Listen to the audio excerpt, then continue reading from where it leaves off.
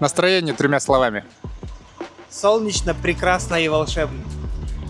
Какие у вас ожидания от сегодняшнего дня?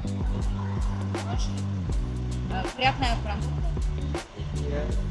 Прогулка, размять ноги к шкине. Вот. Излечить вчерашние травмы после дождя. Все хорошо. До встречи, давайте. Сәлем, бүгін 3-ші күн. Біз Галудеміз, отельден шығып жатырмыз.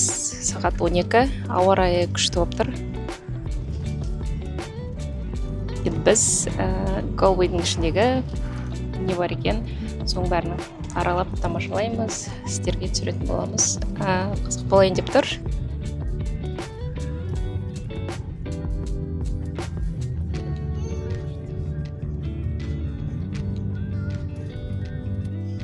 Қайда бара жатырмыз, Әджер? Біз қазір Гауэда кафедралға барамыз. Ол относительно негізі жаңа кафедрал, церковь қой үлкен негізі, по сути. Ішінде именно архитектурасы, ішіндегі дизайны өте әдемі.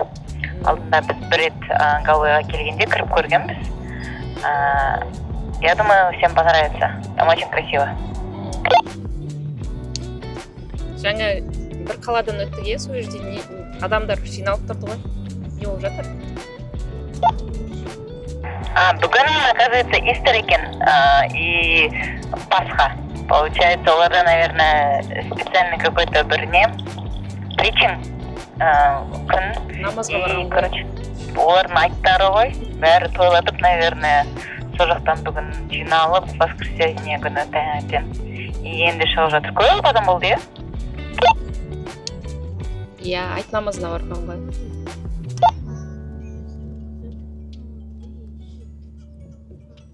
Біз де Пасха болғасын енді шіркеуге барып көреміз. Все, тогда едем в Шіркеуге. Over.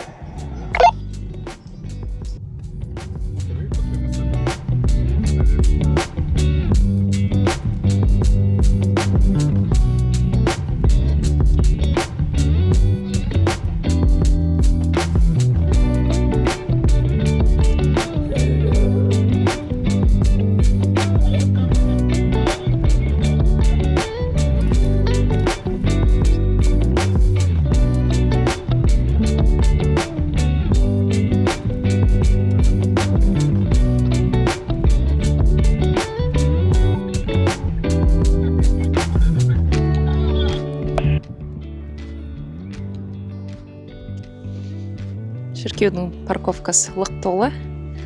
Бәрі айт намазына келіпті. Ішіне кіріп бара жатырмыз.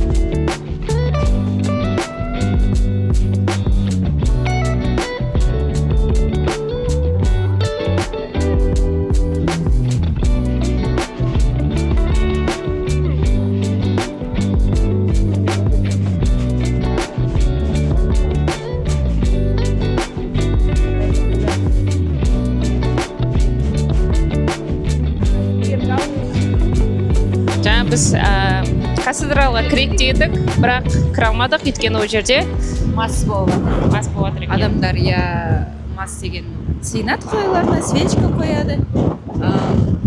Негізі ол кафедралдың ішінің архитектурасы, жалпы дизайны өте күшті. И бір ерекшеліктері әдемі ішінде вот болады ғой шіркеулерде осындай мозаикалы терезелерді. Солар өте қымбат екен негізі. Ручная работа, и каждый терезенің астында спонсоры кім болған жазылған.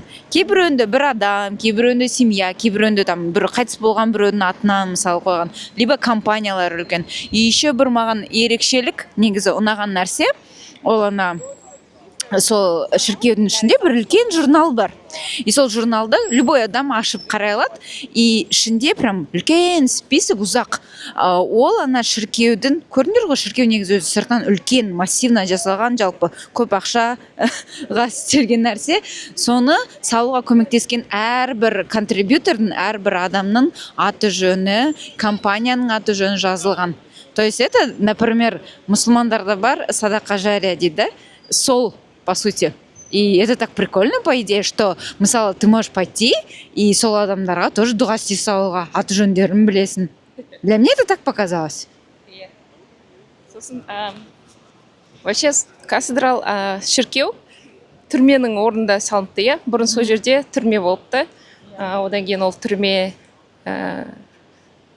орнына салынған шіркеу екен. Кезінде бұнда ана көтерілісшілер көп болған секілді. Революционер. Иә, Британия отарлығына қарсы. Жалпы Галуэй Ирландия бойынша 5-ші ең үлкен қала көрінеді. Да, адам саны 85 мыңдай адам бар екен. Шағын қала. Мынау? Мынаны көрсетсек. Бұл Spanish Ark деп жазылып тұр несінде. Бұл негізі историческое место. Мне беру именно просто вот эта арка, я, сама по себе, она какого-то сейчас века, то есть она очень старая, но үсті, конечно, реконструкция уже жасалған. Но негізі мне кезінде 1584 жылы салынған. Medieval тауын ғой, короче. Built to protect the bustling, я не знаю, как это читать, guys, where the residents engaged in extensive trade with Britain, Europe and beyond. Так, где-то было еще. The opening leading to... казалось, 17-ші ғасыр. Короче, 16-ші ғасырда салынған не. Сауда-саттықты Осы жерден жүрген, да. Ну, именно мына жері нам объясняли, короче. Вот это original, короче. бұрынғы тастан салынған. 16-шы ғасырда, ой, да, 16-шы ғасырдан бері тұр. Мына музей. Галуэй Сити Museum дейді. Кеше біз негізі планда болған осында кіру, е? Біз үлгермей қалдық уақытымен. Кофейня. Бұл Ирландияның Аран деген магазинда. Магазин свитеров. Бұл жерде қойдың терісінен, жүнінен жасалған свитерлер, кофталар сатылады екен. Бағасы примерно балалардың кофтасы, например, кішкентай баланың 50 евро тұрады екен. Әдемі. Скидкамен 50 евро. 60 евро тұрыпты. Ал үлкендердікі 80-90-90-дан басталады екен. Мына кардиганды қарашы. Көрсе? Әдемі. Не, Аран Sweater Market. Қойдың жүнінен жасалған. Жалпы Ирландияда қойлар көп, е? Қойдың еті көп, қойдың... Оны еще қолданылады, да? Өзінің продукциясын есептейді, просто так. Иә. Барашкасы.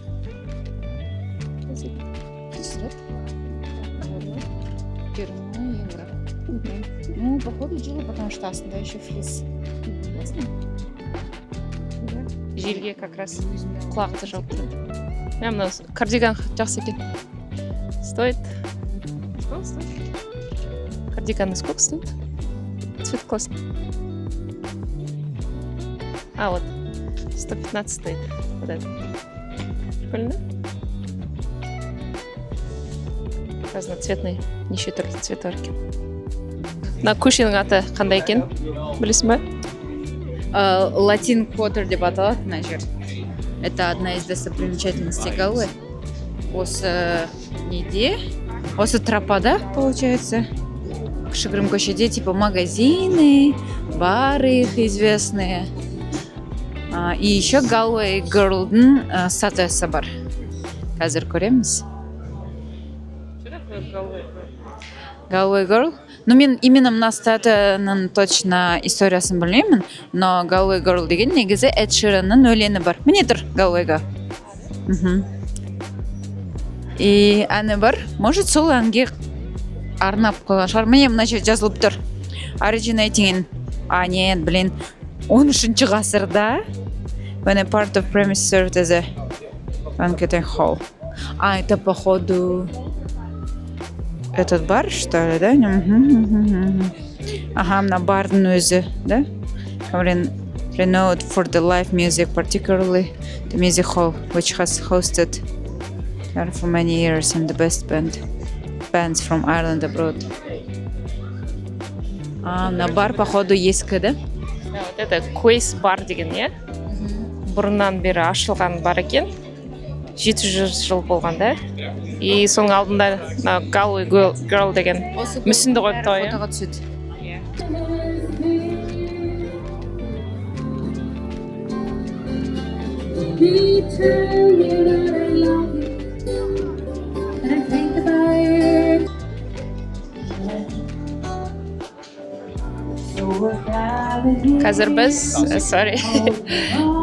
Қазір біз seafood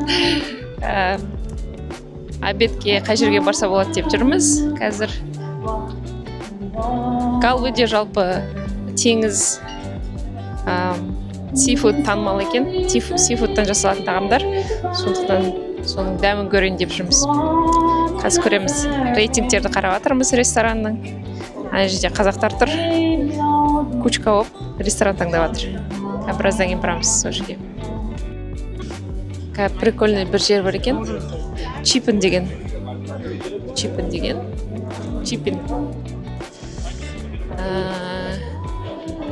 Proper Irish chips. Бұл ирландский чипсы. Қазір көріп, не сатып жатыр екен.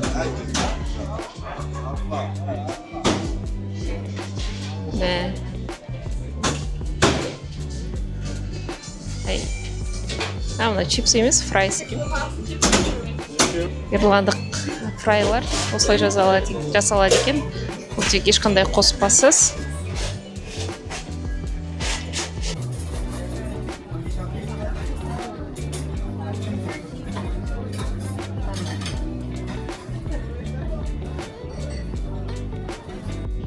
Короче, мы хотели покушать фиш and чипс, бірақ бұйырғаны грецкая еда.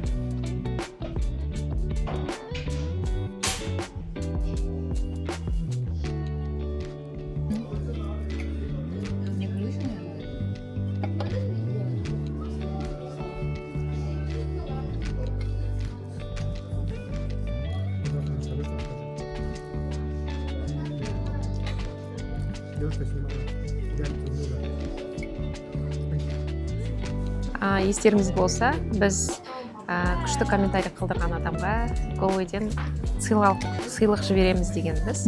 Енді біз сол сыйлық таңдадық. Кішкентай қой. Мынандай кепкасымен ирландский. Свое производство. Может, разноцветные шапки?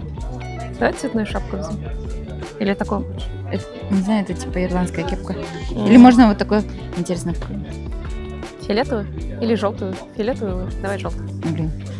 Не только? Или вот такое? Да, давай вот такой. Ну да, вот такое. Дай кішкентай қой. Сыйлық. Ең жақсы комментарий, ең қызық. Иә. Ең қызық, иә? Қызық комментарий жазған адамға. Осындай сыйлық барады. Қалай таңдаймыз? Ең қызық комментарий. Комментарий қалдырыңыздар. Сосын біз бәрін оқимыз. Договоримся, да? Ең креативный комментарий болса, да? Сол кісіге осы сыйлықты жібереміз. Бұйыртса. Қайда болса да? Иә. Давайте. Ждите. Біз наконец-то шіркеудің ішіне кірдік. Енді қазір ішін түсіреміз. Көрсетеміз. Мына жерде не ақша берсе, иә, садақа қалдырып кетуге болады. Donations. Электронный donations. кіреберіс есік.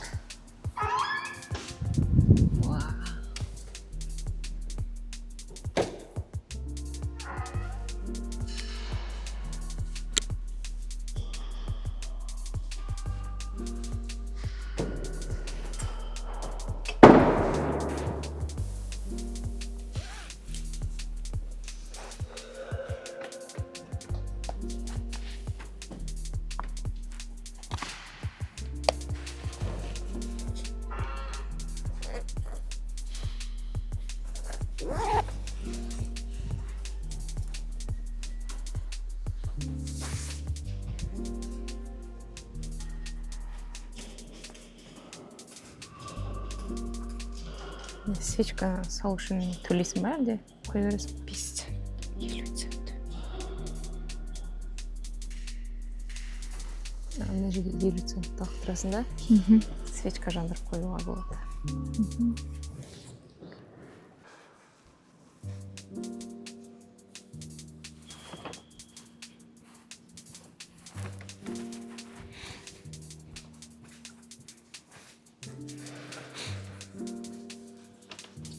Свечканың бәрі ағып не істейді? Содан кейін Болды, астына түседі, көзін ауыстырады ғой. переработка бола ма екен? Интересно. Возможно. Холли отыр дейді. Мына жерде зәм-зәм су бар. Зерін.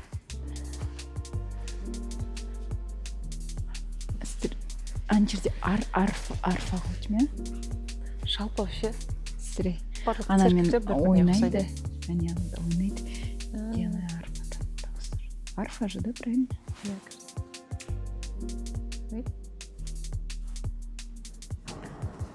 Когда она кітабы? Сейчас найдем. Вот. Сюда кітап.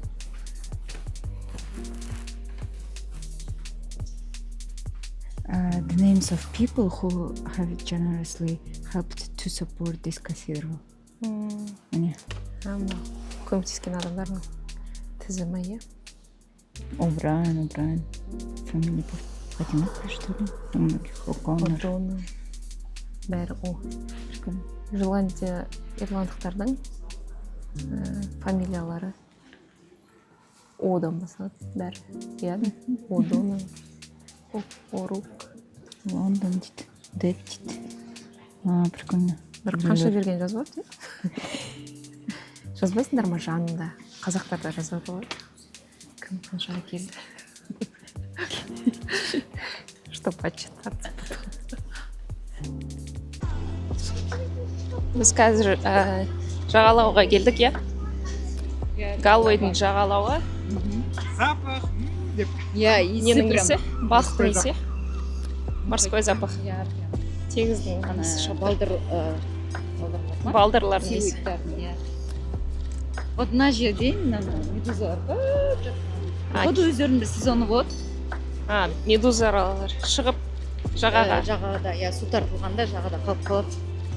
Солар сумен кетіп қалмайды екен. Oh, Sunday is not in account.